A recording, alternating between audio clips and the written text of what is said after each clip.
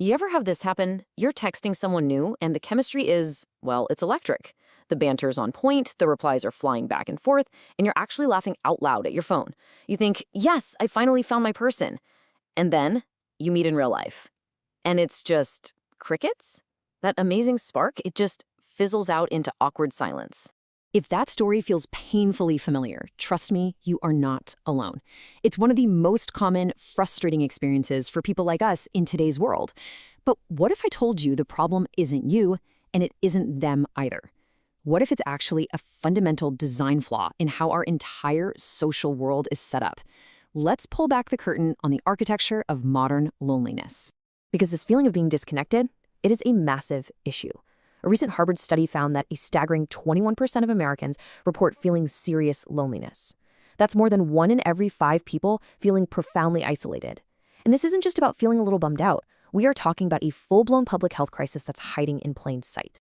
And, we all seem to have a hunch about the main culprit. In that same study, nearly 3/4 of people pointed the finger directly at technology.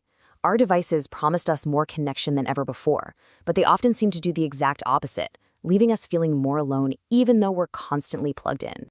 In fact, this is so common that there's a clinical term for it you've probably never heard: phubbing. It's a mashup of phone and snubbing.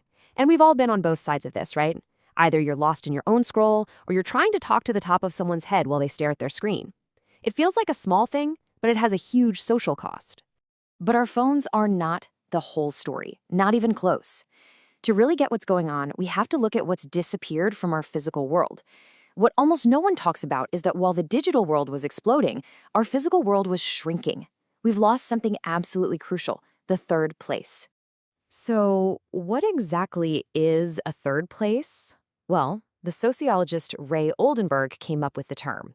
He defined it as that vital social environment that exists outside of our 2 main bubbles: our home, that's the first place, and our work, the second place. Think of it like a community's living room, places where we can all just be together. So, what's the magic formula here? Well, first, it's neutral ground. Anyone can come and go. It's also a leveler, which means your job title, your income, none of that matters inside. The main event is just talking. And crucially, it has regulars, there's a playful mood, and it feels like a home away from home. Like a classic barbershop, a neighborhood pub, or a local coffee shop. This slide just captures the shift perfectly. I mean, Starbucks used to be the textbook example of a third place. They engineered it that way, with comfy chairs and writing your name on the cup, all designed to make you want to stick around. But today, it's all about transactional efficiency. Mobile orders, drive-thrus, getting you in and out as fast as humanly possible. The goal isn't lingering anymore, it's logistics. And here is the crucial takeaway. As we've optimized our world for speed and efficiency, we have accidentally designed the spaces for spontaneous, low-stakes human connection right out of existence. The places where you could just bump into people and build friendships over time, they have been systematically vanishing. So naturally, we tried to fill that void, right? We moved our search for connection online, and in doing so, we created what you could call the digital mirage. From a distance, it looks like a real oasis of connection, but when you get up close, it often just disappears into thin air. So why does that online spark fizzle out so often? This framework breaks down the science. Online, your brain is getting a hit of dopamine. That's the thrill of anticipation, the excitement of what if. But in person, real connection is built on oxytocin, the bonding hormone. Online, we're all presenting our highlight reel. In person, you get the raw, unedited director's cut, with all that rich information from body language, tone of voice, and just energy. Honestly, the best way to think about it is this. Online chemistry is a movie trailer. It can be a fantastic, exciting trailer, but it is not the full movie. Your brain just optimistically fills in all the missing scenes, and when the real movie doesn't quite match the trailer you built up in your head, you feel that jarring disconnect.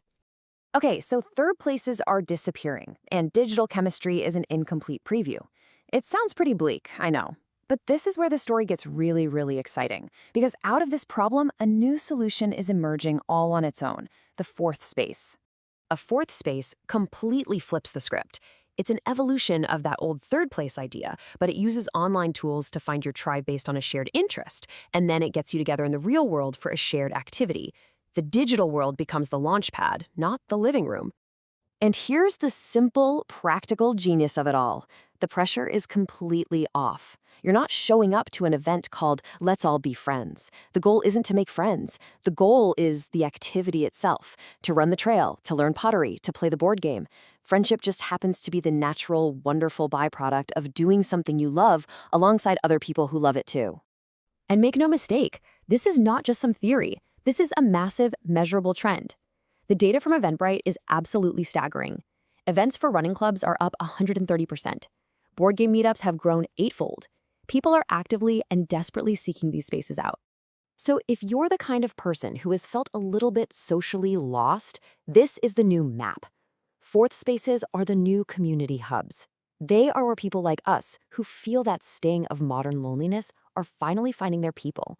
Not by chance, but through the power of a shared passion. Okay, so now we understand the problem, and we can see the solution. Let's turn that understanding into a real plan. This is your practical, totally doable strategy for connection. Because this isn't just about knowing, it's about doing.